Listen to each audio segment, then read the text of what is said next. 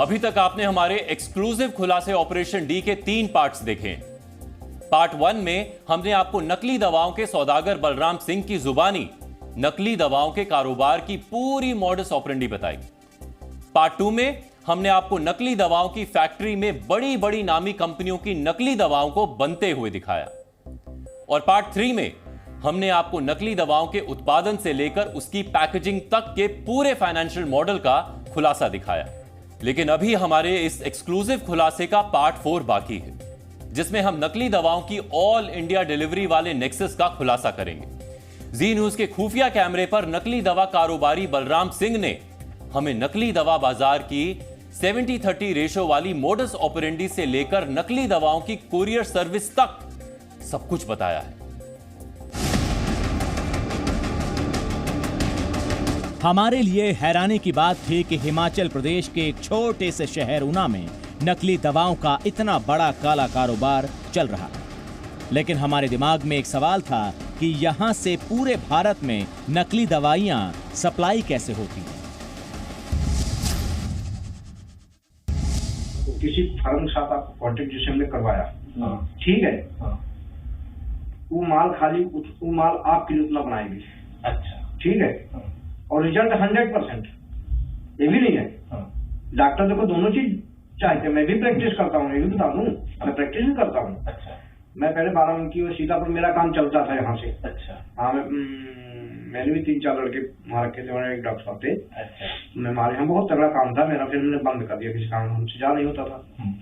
तो इसलिए क्या है कि 2 आइटमें जैसे हमने आपको करवा दिया, इसमें कि ये आपकी एक अपनी आइटम हो जाएगी, मार्केट में कहीं नहीं मिलेगी, और इसमें जितना आप प्रिंट चाहोगे उतना प्रिंट हो जाएगा।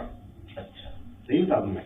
अच्छा, हाँ। तो किस कंपनी की दवाई होगी वो? कंपनी में मतलब कंपनी, क्योंकि वही भी है कंपनी, किसी भी बड़ी कंपनी के उससे हो जाए सारा काम हो जाएगा।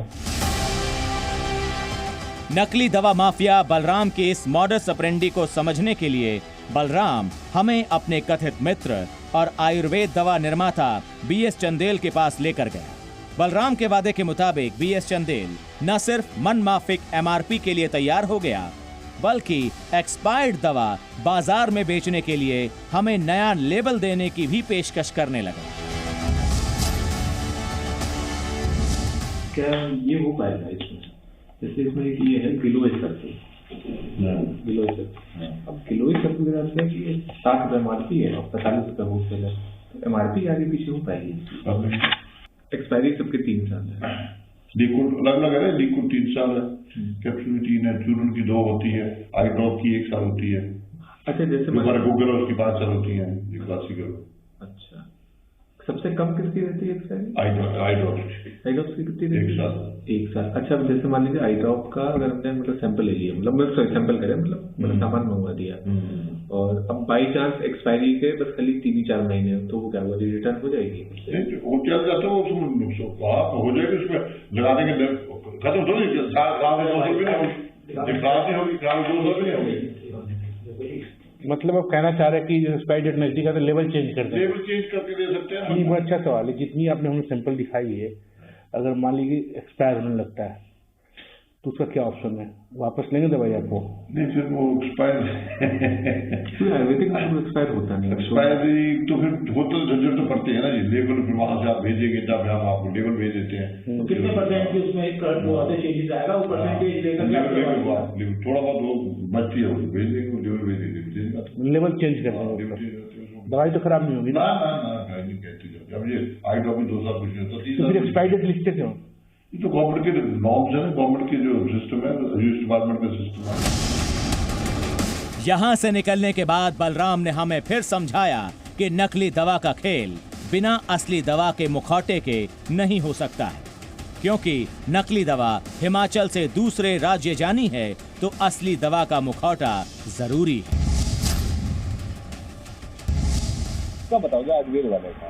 कब को अभी तक समझ नहीं आया आयुर्वेद वाले का? क्या आयुर्वेद वाले चलेंगे, सिंपल आप यार उसको छोड़ दे रहे हैं, बात समझे नहीं। यहाँ कुछ करोगे बगैर 1 नंबर के बिलिंग का माल नहीं जा सकते, उनको मिला देगा आपको।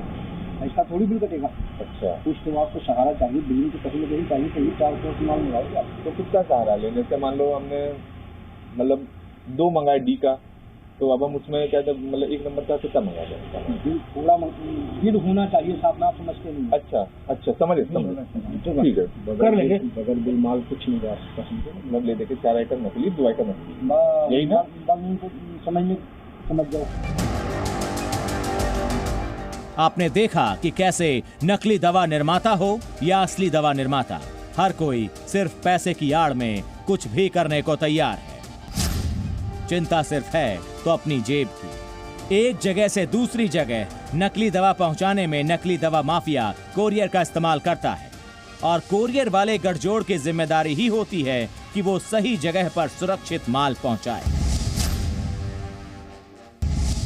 किस कंपनी का सर ये? सन फार्मा है। अच्छा, सन फार्मा का ये नारकोटिक है।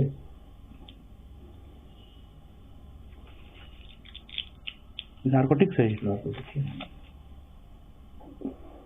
तो इसको भिजवाते कैसे हैं सर? सब चला जाता है। फिर क्या, किस तरीके से? कोरियर।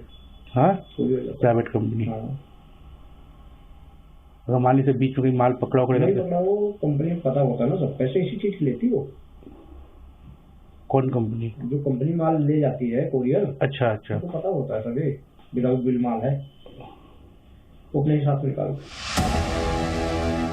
नकली दवाओं के गठजोड़ में इस नकली दवा माफिया ने हमारे सामने ये भी कबूल किया कि नकली माल एक जगह से दूसरी जगह आराम से जा पाए और कोई दिक्कत ना हो, इसके लिए सरकारी अधिकारियों की पूजा होली की मिठाई और दिवाली के पटाखों से होती है।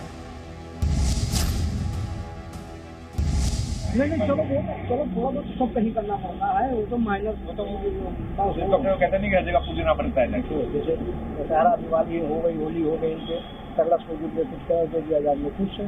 आप इसी यार यही होता है कि ये नहीं कर सकते, मैं रिश्वत दे रहा हूँ, उसको आप सब भी नहीं कर सकते भाई।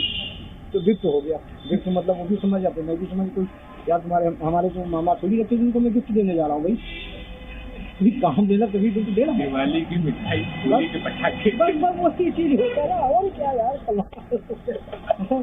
ये सब चीजें बहुत नॉर्मल चीज। नकली दवाओं के धंधे में पैसों का लेन देन सारा का सारा स्कूल के एक एनजीओ द्वारा होता है, जिसकी पूरी जानकारी नकली दवाओं के सरगना बलराम ने हमारे खुफिया कैमरे के सामने तोते की तरह बताई। कोई मैं तो अकाउंट दूंगा स्कूल का या कोई उसका एनजीओ का, ठीक में डालूंगा। अच्छा, एनजीओ के अकाउंट? हाँ, उसमें जो है हो जाएगी, हमने बात की थी। ठीक है, बाकी ये वाले तुमको दे दो। ठीक है, ठीक है। ये अच्छा है एनजीओ वाला। एनजीओ किस नाम से आएगा? एनजीओ किस नाम से आएगा? आनंद भवन जन कल्याण शिक्षा समिति। आनंद भवन जन कल्याण शिक्षा समिति। दवाओं के बनने से लेकर पैकेजिंग और वितरण की मॉडस ऑपरेंडी और नकली दवा माफियाओं के हाईटेक तरीकों से एक बात तो साफ है कि देश में ड्रग कंट्रोलर और नकली दवा माफिया एक दूसरे के साथ तू डाल डाल मैं पात पात वाला खेल खेल रहे हैं और प्लानिंग इतनी फूल प्रूफ कर रहे हैं कि उन्हें और उनकी नकली दवा की खेप को पकड़ना नामुमकिन हो जाए। हालांकि जी न्यूज के कैमरे से नकली दवाओं के ये सरगना बच नहीं पाए। अभिषेक कुमार और Shivank Mishra, special investigation team, Zee media.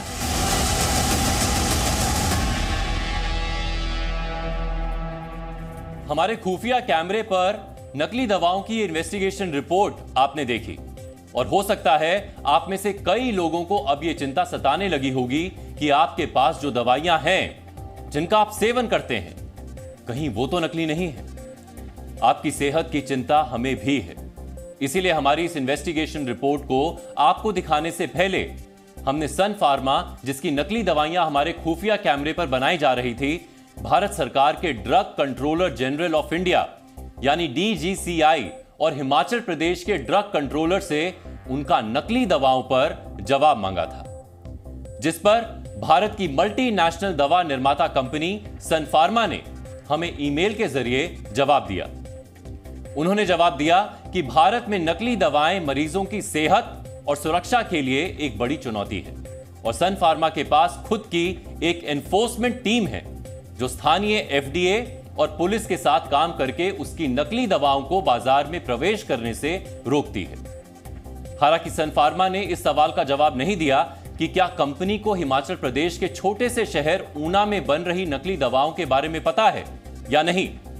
इसी तरह drug controller general of India ने फोन कॉल पर बातचीत के दौरान किसी भी तरह का जवाब देने से मना कर दिया।